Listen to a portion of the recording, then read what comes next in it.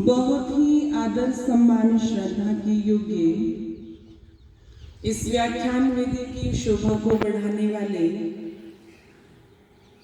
जो एक नए गुरुकुल को बनाने का और चलाने का कार्य कर रही है श्रद्धेय पूज्य आचार्य जी, व्याख्यान वेदी पर विराजमान ऋषि वरयानंद के अनन्य सिपाही आदरणीय श्री दादाजी सूबेदार जी बड़ी ही कुशलता पूर्वक मंच का संचालन कर रहे हैं। आदरणीय भ्राता यतेंद्र आर्य जी, मेरे पश्चात आप जिनके विचारों को सुनेंगे भजनों के माध्यम से, आर्य जगत के बहुत उच्च कोटि के मूर्धन्य विद्वान भजनोपदेशक आदरणीय भ्राता मोहित शास्त्री जी, श्रद्धेय पूज्य आचार्य जी जो उत्तर प्रदेश की भूमि से हमारे मध्य में उपस्थित हुए हैं, जो पिछले वर्ष भी आए थे, जिन्होंने बहुत सुंदर विचार तब भी रखे थे और इस बार भी रखेंगे।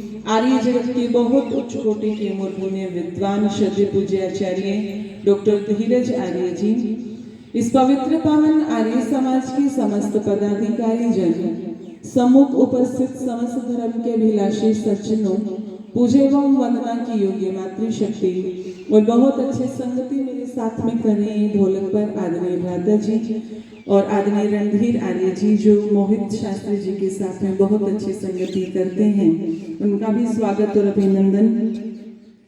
मैंने कर्मठ जी की लिखी हुई पंक्तियां आप लोगों के मध्य में सुनाई और एक मंत्र से मैंने शुरू किया कि प्रेष्ठम वो अतिथि निस्तोषी मित्र में प्रियम, जिसके अंदर जिस मंत्र की व्याख्या शिव कुमार शास्त्री जी ने बहुत सुंदर की है। आइए समय में रहते हुए कुछ विचार में रखने का प्रयत्न करूंगी।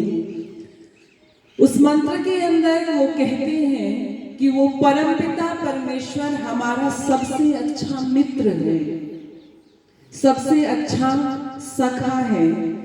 और जब ईश्वर स्तुति प्रार्थना उपासना के मंत्रों को भी आप पढ़ेंगे तो वहां पर भी कहते हैं वो परमात्मा कैसा है, ओम स नो बंधुर जनिता स विधाता, कि वो परमपिता परमेश्वर हमारे बंधु के समान है। तो कहा कि वो परमात्मा कैसा मित्र है, कहा कि इस भौतिक दुनिया में भी हमारे मित्र होते हैं, लेकिन वो मित्र कैसे होते हैं, कई तो अच्छे होते हैं जो हमें अच्छे मार्ग पर ले जाते हैं, लेकिन कई ऐसे भी होते हैं यदि हम अच्छे मार्ग पर भी चल रहे हैं तो भी हमें गलत बातों के अंदर, गलत चीजों के अंदर धकेल देते हैं। खुद यदि शराब पी रहा है तो अपने मित्र को भी प्रेरित करेगा कि एक बार पी करके तो देख, यदि सिगरेट पी रहा है तो वो उसको फोर्स करेगा कि एक बार पी करके तो देख, एक बार कोशिश करके तो देख। तो कहा कि जो हमारे इस लोक के मित्र हैं वो हमें अच्छाई की तरफ भी लेकर के जाते हैं और बुराई की तरफ भी लेकर के जाते हैं, लेकिन वो परमपिता परमात्मा ऐसा मित्र है जो कभी हमें बुराई की तरफ लेकर के नहीं जाता, अपितु केवल और केवल अच्छाई की तरफ ही लेकर के जाता है। फिर प्रश्न उठता है कि वो परमात्मा तो दिखाई नहीं देता, उस परमात्मा को तो हम इन आंखों से देख ही नहीं सकते, तो वो हमें कैसे बुराई से रोक देता है और हमें कैसे अच्छाई की राह पर वो ले जाता है। तो महर्षि दयानंद एक बहुत अच्छी बात लिखते हैं, देखो वो परमात्मा तो निराकार है, उसका कोई आकार नहीं है, वो इन आंखों से तो दिखाई नहीं देता, लेकिन वो परमात्मा हमारी आत्मा के अंदर प्रेरणा भरता है।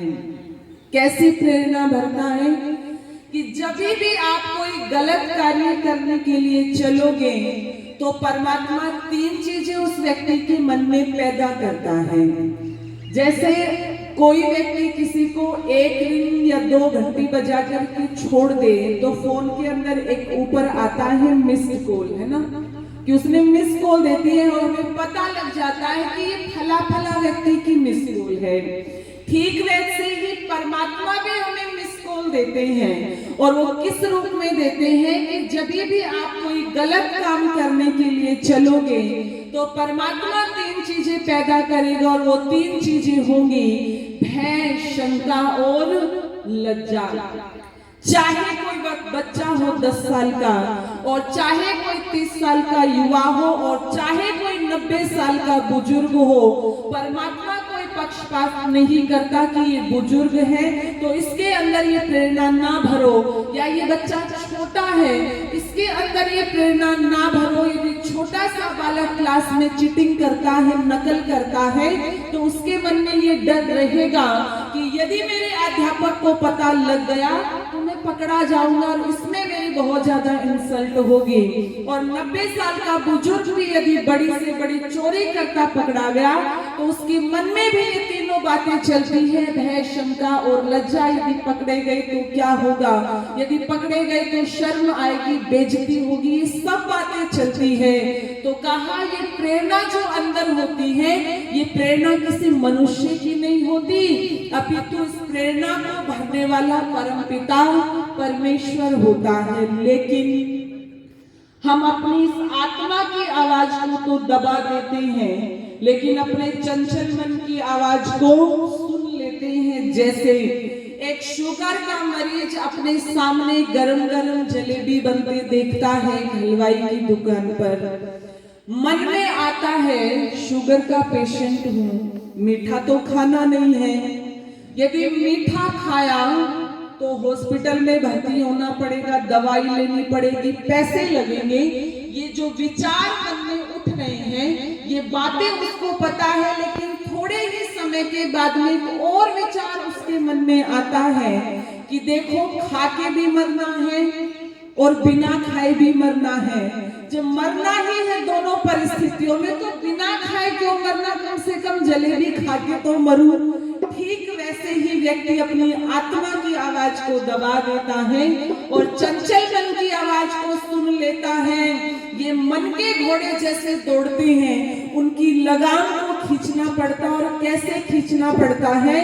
आर्य समाज के बहुत उच्च कोटि के विद्वान सन्यासी हुए स्वामी सर्वदानंद जी, उनके जीवन की घटना आती है कि उनका मन हुआ मैं रबड़ी खा लूं, हलवाई की दुकान के पास जाए और चक्कर काट करके वापस आ जाए, दूसरे दिन फिर जाए, फिर चक्कर काट करके वापस आ जाए। ये सिलसिला कई दिनों तक जब चला तो एक दिन हलवाई ने रोक ही लिया, स्वामी जी हर रोज आते हो, चक्कर काट करके चले जाते हो, क्या चाहिए आपको?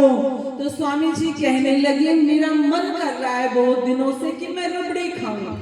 तो हलवाई ने कहा इसमें इतना सोचने की क्या बात है, लो मैं आपको दे देता हूँ रबड़ी। एक कटोरी में डाल करके रबड़ी दे दी, और जब कटोरी में डाल करके दी तो पास में ही मिट्टी रखी हुई थी, वो मिट्टी उन्होंने उस रबड़ी के अंदर मिला दी। हलवाई ने देखा और आश्चर्य हुआ, कहा इतने दिनों से रबड़ी खाने का मन कर रहा था और इसमें मिट्टी मिला करके ये तुमने क्या कर दिया? तो स्वामी जी क्या कहने लगे कि इसने मेरे मन की किरकिरी की इतने दिनों से, तो आज मेरे मन की किरकिरी कर दी कि तू भी खा रबड़ी। यहाँ पर जैसे उन्होंने अपनी मन की लगाम को खींचा है, ठीक वैसे ही मन की लगाम को खींचना पड़ता है। जिस भी कार्य को करने में भय, शंका और लज्जा पैदा हो, उस कार्य को कभी मत करो। और इसके विपरीत जिस भी कार्य को करने में तुम्हारे मन के अंदर प्रसन्नता के भाव आ जाए, चेहरे पर उत्साह आ जाए, उस कार्य को तुम बिना किसी ढील के कर दो। ये प्रेरणा भी कोई और नहीं करता, ये प्रेरणा भी परम पिता परमेश्वर ही करता है। ये भी परमात्मा की प्रेरणा है। इसलिए बहुत सुंदर पंक्तियां लिखी।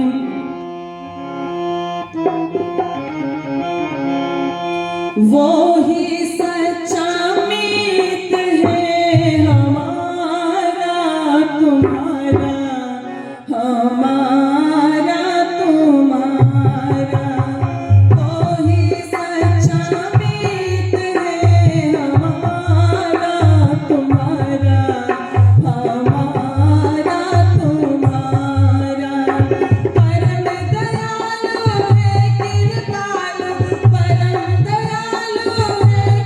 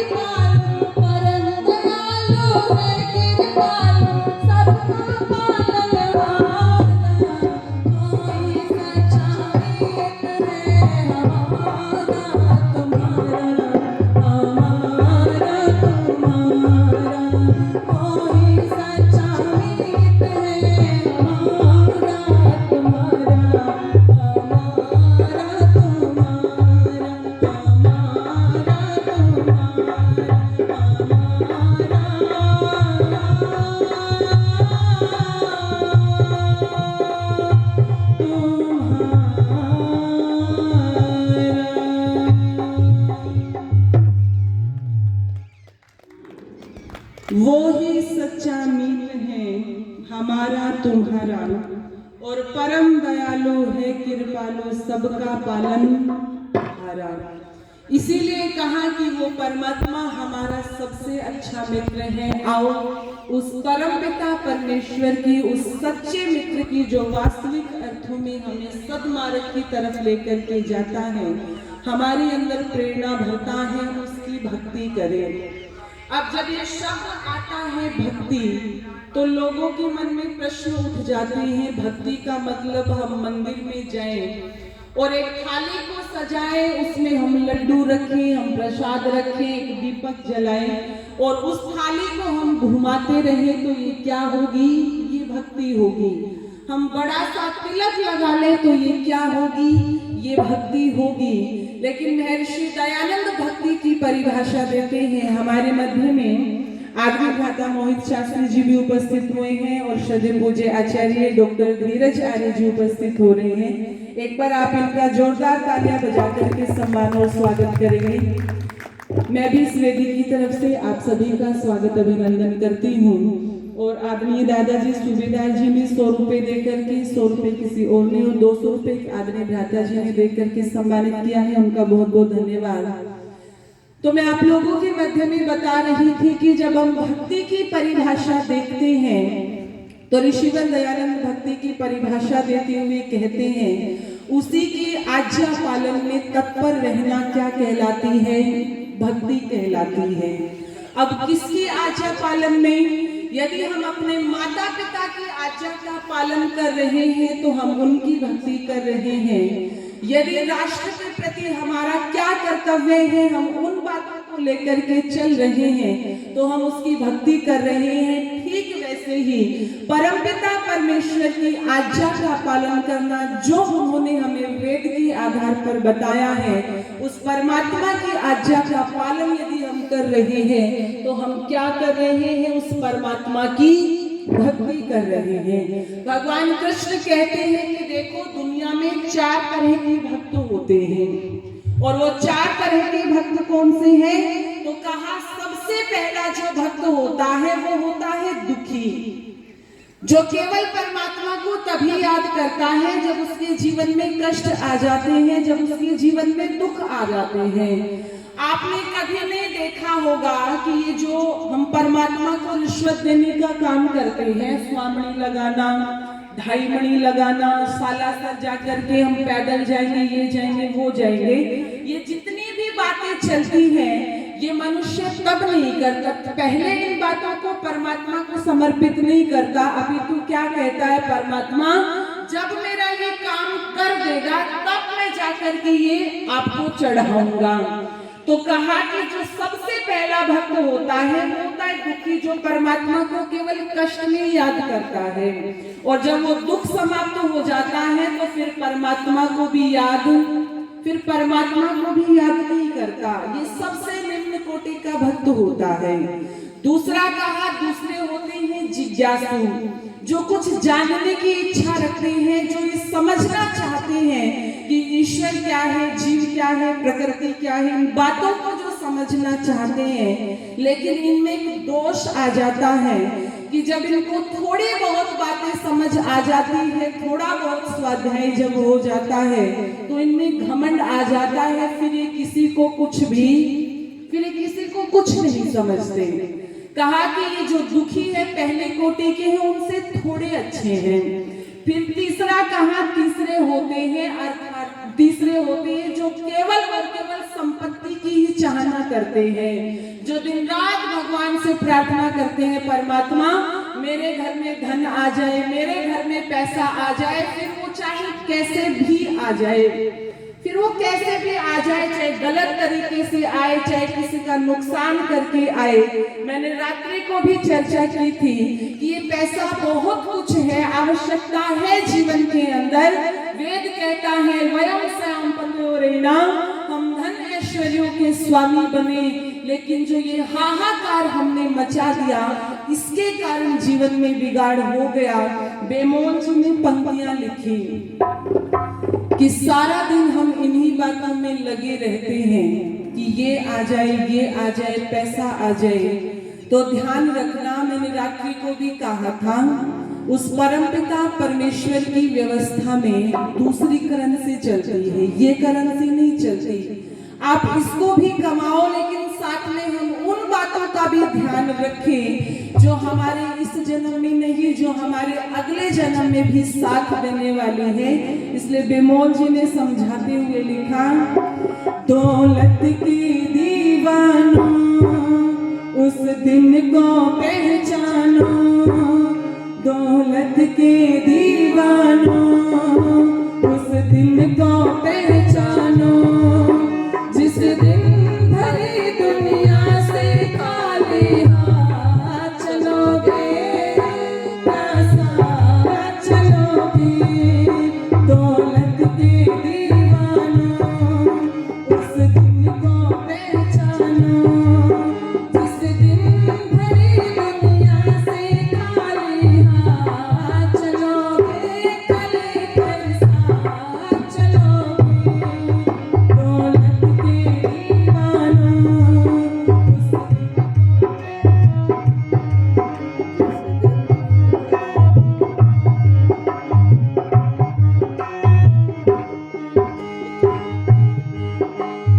हीरे मोती लाल रतन चांदी सोना, भरा हुआ है हर घर का कोना कोना। हीरे मोती लाल रतन चांदी सोना, भरा हुआ है हर घर का कोना कोना। सब छोड़ कर बक्सों में ही जबरात चलोगे, कले कर साथ चलोगे। दौलत के दीवानो उस दिन को पहचानो।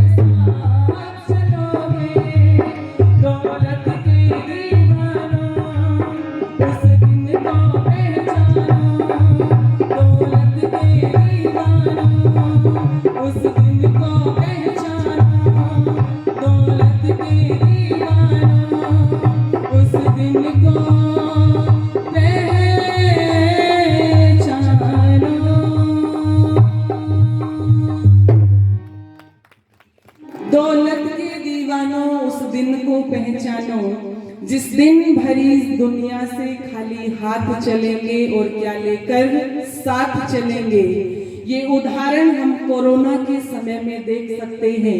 ये उदाहरण हम देख सकते हैं जब अफगानिस्तान के ऊपर तालिबानियों का कब्जा हुआ तो उस देश का प्रधानमंत्री भी अपने 2 जोड़ी कपड़े लेकर के भागा। ये उदाहरण हम देख सकते हैं रूस और यूक्रेन के अंदर युद्ध छिड़ा हुआ है, वहां पर लोग केवल अपनी जान बचाने में लगे हुए हैं। जिस संपत्ति को इकट्ठा करने में उन्होंने अपना पूरा जीवन लगा दिया, खाना छोड़ दिया लेकिन कमाना नहीं छोड़ा। ये वास्तविक उदाहरण हम अपनी आंखों के सामने देख सकते हैं। इसलिए वहां पर योगीराज कृष्ण जी कहते हैं तीसरा भक्त होता है जो केवल धन कमाने की लालसा करता रहता है और सारा दिन परमात्मा से प्रार्थना करता रहता है। फिर कहा चौथी कोटि का भक्त होता है जो होता है ज्ञानी, जो सबसे उत्तम होता है, जो सारी व्यवस्थाओं को जान लेता है और जो परमात्मा के सबसे निकट होता है।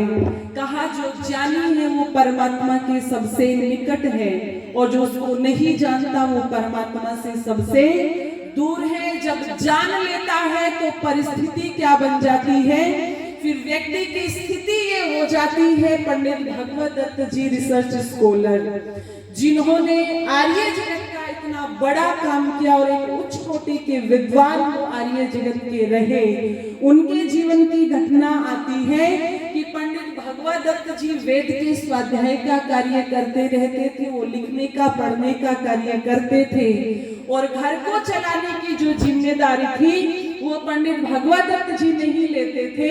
उस जिम्मेदारी को पंडित भगवत दत्त जी की पत्नी निभाती थी। वो कहीं पर नौकरी करती थी जिससे उनका घर चलता था। कहते हैं परमात्मा की ऐसी व्यवस्था हुई कि उनकी पत्नी की मृत्यु हो गई और जब उनकी पत्नी की मृत्यु हो गई तो कुछ ही दिनों के बाद में नौकर आता है उनके पास में और कहने लगे पंडित जी घर के अंदर जो खाने का सामान था, जो राशन था, वो सब खत्म हो चुका है, अब खाने के लिए कुछ भी नहीं बचा है। अब बताइए आगे हम अपने जीवन को कैसे चलाएंगे, कैसे हम अपनी आगे की व्यवस्था करेंगे। तो वहां पर पंडित भगवत दत्त जी कहते हैं चिंता क्यों करता है, अब तक जिसकी नौकरी की है अब उससे जाकर के मांगेंगे वो करेगा हमारी व्यवस्था। तो नौकर मुस्कुराया और कहने लगा पंडित जी आपने किसकी नौकरी की है, आपने किसकी नौकरी की है, नौकरी तो हमारी मालकिन किया करती थी, वही हमारे घर का खर्च चलाती थी। तो वहां पर वो कहने लगे अरे पागल, तुम्हारी मालकिन ने तो किसी दुनिया के व्यक्ति की नौकरी की है, मैंने तो उसकी नौकरी की है जो इस दुनिया को बनाने वाला है, आज उससे मांगूंगा जाकर के। और कहते हैं प्रातः काल का समय था, पंडित भगवत दत्त जी संध्या करने के लिए बैठ गए और संध्या करने के लिए जब बैठे तो कहने लगे परमात्मा मैंने अपना जीवन आपकी आज्ञा के अनुसार चलाया है, कभी मैंने वेद की आज्ञा का उल्लंघन नहीं किया। यदि आज आपका ये सेवक भूखा रहा तो मुझे लगेगा कि मेरी भक्ति में कोई कमी है, मेरे समर्पण में कोई कमी रह गई है। तो हे परमात्मा या तो आप जाने या आपकी व्यवस्था जाने। कहते हैं पंडित भगवत दत्त जी संध्या करके उठे ही थे, एक नौकर आया और वो नौकर कहने लगा पंडित जी एक व्यक्ति आया था, वो व्यक्ति ये फलों की टोकरी देकर के गया है, नाम पूछा था नाम नहीं बताया, पता पूछा पता नहीं बताया, बस ये फल और एक लिफाफा दे करके चला गया। उस लिफाफे को खोला तो उसमें 700 रुपए थे। वहां परमात्मा मैंने सुना तो था कि तू देता है, लेकिन ये नहीं पता था कि तू इतना जल्दी देता है। वहां पर पंडित जी ने कहा देख परमात्मा ने अब की तो व्यवस्था कर दी है, आगे की हम आगे देखेंगे। एक दिन पंडित जी और उनका नौकर मार्केट के अंदर जा रहे थे और नौकर की दृष्टि उस व्यक्ति पर पड़ी जो फल देकर के गया था और पैसे देकर के गया था। पंडित जी ने रोका, भगवत दत्त जी ने कहा ना मैं तुझे जानता ना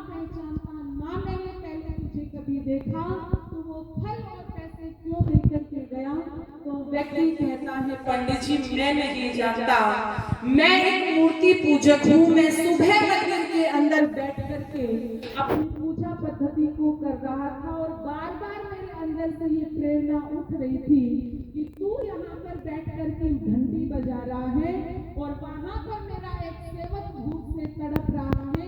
पंडित जी मुझे और किसी का ध्यान नहीं आया, मैं आपका नाम पता पूछते पूछते आपके दरवाजे तक पहुंच गया। वहां पर राजेंद्र जिज्ञासु जी लिखते हैं कि व्यक्ति को विश्वास नहीं होता, किसी आम व्यक्ति को विश्वास नहीं होता, ये विश्वास उसको होता है जो परमपिता परमेश्वर के अस्तित्व को जान लेता है, मान लेता है। स्वामी श्रद्धानंद जी से यही तो कहा था महर्षि दयानंद ने, जब स्वामी जी ने ये कहा था प्रश्न उत्तर करके, हे स्वामी दयानंद आपके प्रश्नों के अब मेरे पास तो जब उत्तर नहीं है, ना मेरे पास करने के लिए प्रश्न है, लेकिन मेरी आत्मा का परमात्मा पर विश्वास नहीं हुआ। तब महर्षि दयानंद ने यही कहा था कि तेरी आत्मा का परमात्मा पर विश्वास तो उस दिन होगा जिस दिन उसकी कृपा तेरे ऊपर होगी। और देखो दो शब्द होते हैं, वो कृपा स्वामी श्रद्धानंद पर हुई तो पतित से पतित व्यक्ति स्वामी श्रद्धानंद बन गए और ना जाने समाज के अंदर कैसे कार्य उन्होंने कर दिए। दो शब्द होते हैं, एक तो दया होता है और एक कृपा होती है।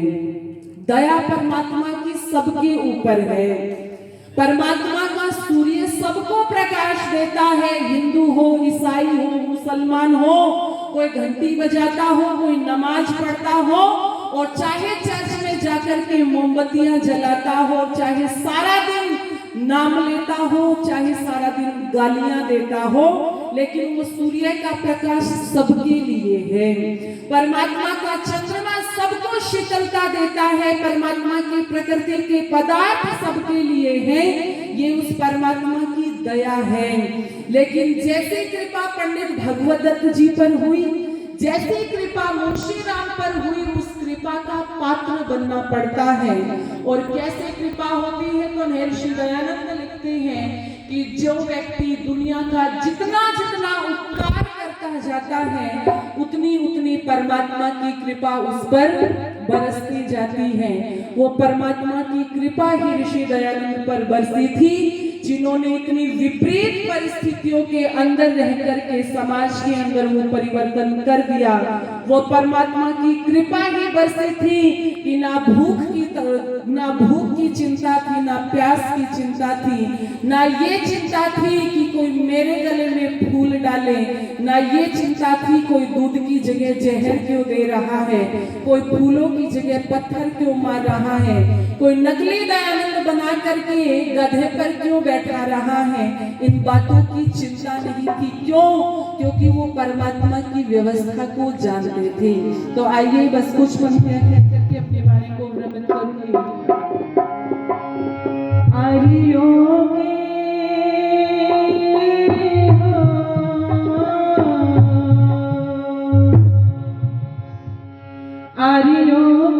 तुम हो प्राण ऋषि दयानंद तुम्हारा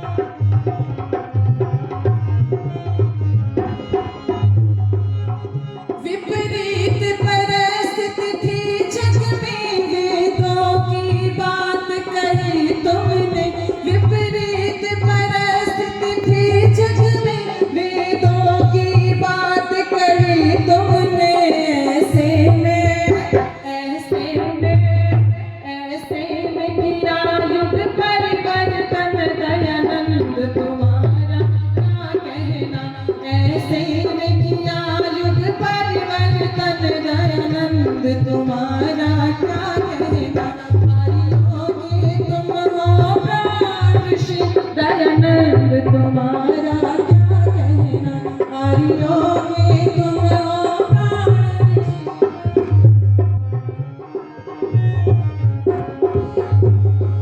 पहली पंक्ति में लिखा कि विपरीत परिस्थिति थी जग में, फिर भी तूने लोगों के दुख दर्द को समझा। और सत्यार्थ प्रकाश के अंदर जब प्रश्न किया जाता है कि क्यों करें हम उस परमात्मा की भक्ति, क्यों करें उस परमात्मा की उपासना, तो महर्षि दयानंद स्वयं उत्तर देते हैं कि जो परमात्मा का भक्त होता है, उपासक होता है, उसके सामने हिमालय पर्वत के समान भी आपदा क्यों ना आ जाए, वो उसे राई के समान समझ करके पार कर जाता है। परमात्मा इतना आत्मबल बढ़ा देता है।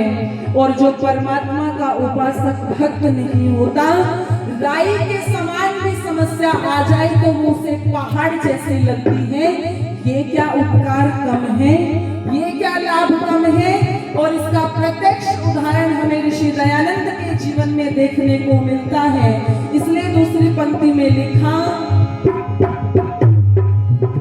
ईंटे पत्थर खाए तुमने पर भेद नहीं लाए मन में, ईंटे पत्थर खाए तुमने पर भेद नहीं लाए मन में, ईंटे पत्थर खाए तुमने पर भेद नहीं लाए मन में। करुणा के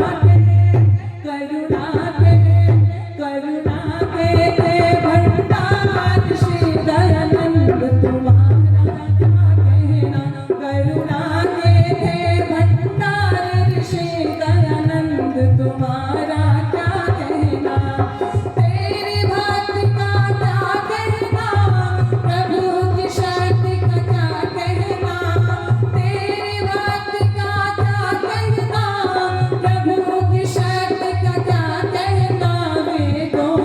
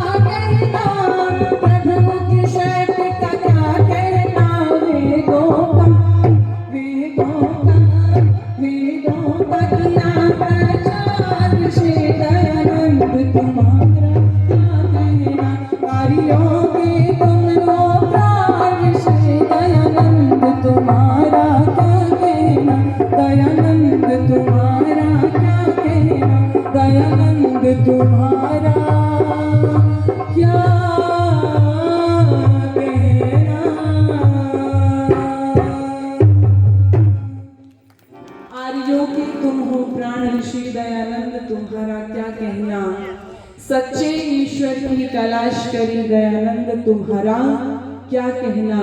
ये उस परम पिता परमेश्वर की भक्ति का ही परिणाम था कि समस्त विपरीत परिस्थितियों को झेलते हुए समाज के अंदर वो वातावरण पैदा कर दिया और समाज को एक नई दिशा देकर के चले गए।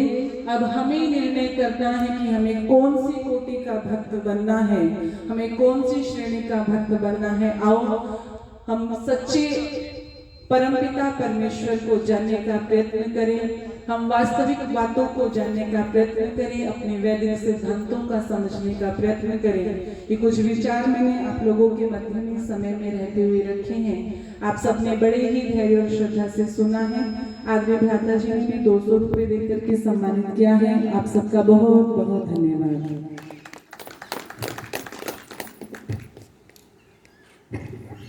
धन्यवाद बहन जी इतने अच्छे उद्बोधन के लिए। अब मैं